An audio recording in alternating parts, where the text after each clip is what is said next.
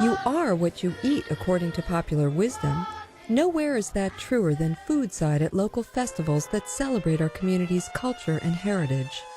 There's food, there's music, there's dance, parades, races, family fun, and then there's more food.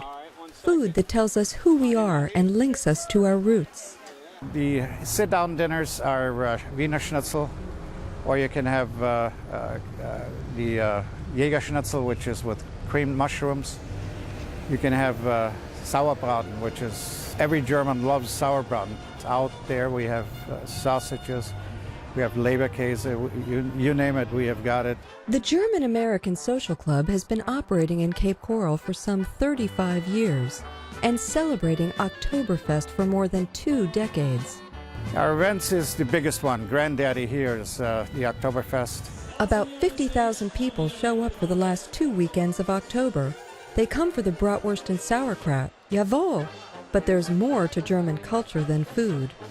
We have as traditional music here at our Oktoberfest as we can. There are some bands that are traveling nothing but the Oktoberfest circuit that are American, quote-unquote, German bands. We use those too, but we always make sure we import a band from Germany every Oktoberfest.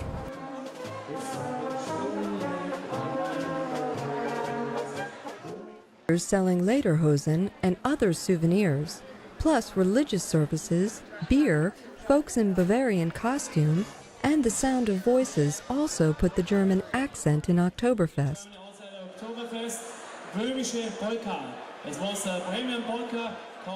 You can dust off your German again, you can speak freely.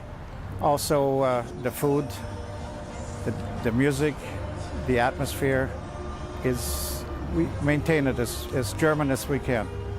Great party. Thanks for all the years. Oktoberfest, the best thing in Cape Coral. The best thing. Shifting to a different part of Europe, the Annunciation Greek Orthodox Church in Fort Myers whisks appetites off to the Aegean for the first weekend of March during Greek Fest.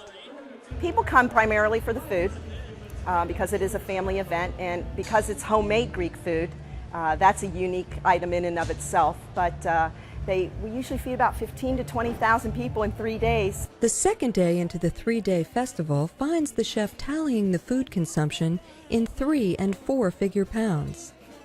We have done about 550 pounds of lamb shanks already. Yesterday we did about 300, and so today will be a heavy day. Tomorrow we'll do another 300 pounds of lamb shanks. Our tzatziki sauce that goes with our gyro meat, as well as our souvlakis. The souvlakis there are little shish kebabs. We did 550 pounds of yogurt mixed to make this tzatziki sauce.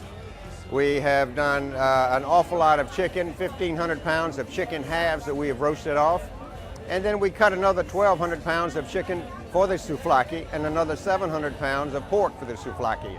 For more than 30 years, Greek Fest has been showcasing Greek culture through performance as well as culinary arts. We're presenting a host of activities ranging in primarily food, of course our ethnic dancing, live music, and Greek marketplace. We also would like to invite families to come because we have a huge carnival that we want the families to enjoy.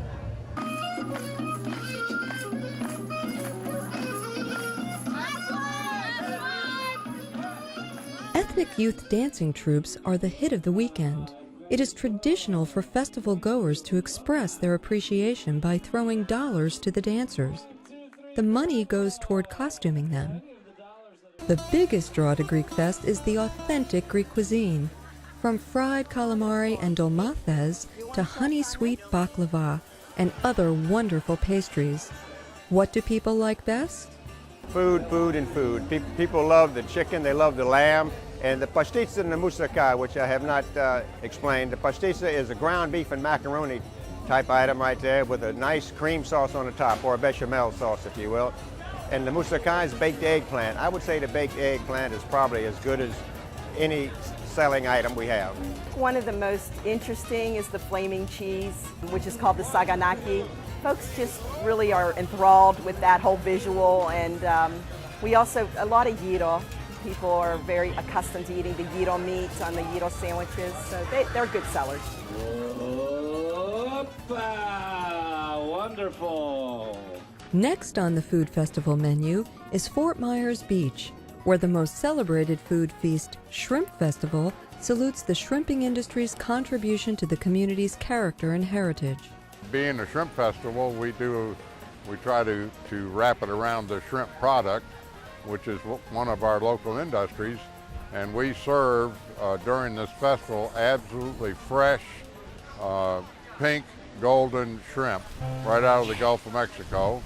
I've had people tell me it's the best shrimp they've ever had in their life, and we cook it over right here in the park, out in the open. Held the second weekend in March, the two-day Shrimp Festival brings upwards of 40,000 seafood lovers to the beach for a 5K run, festive parade, queen coronation, and of course, shrimp.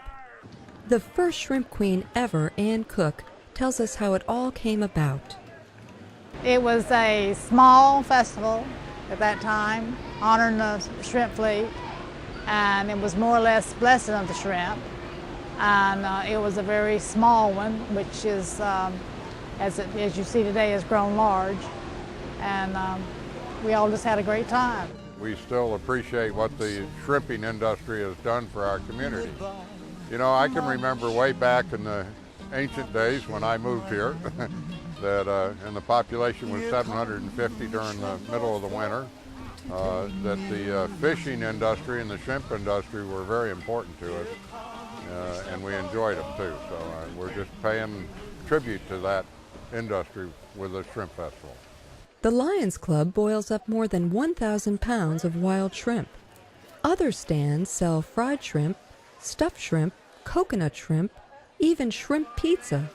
Festival goers can also indulge in everything from fried catfish and gator kebabs to soft-shell crab, oyster po' boys, and even non-seafood dishes.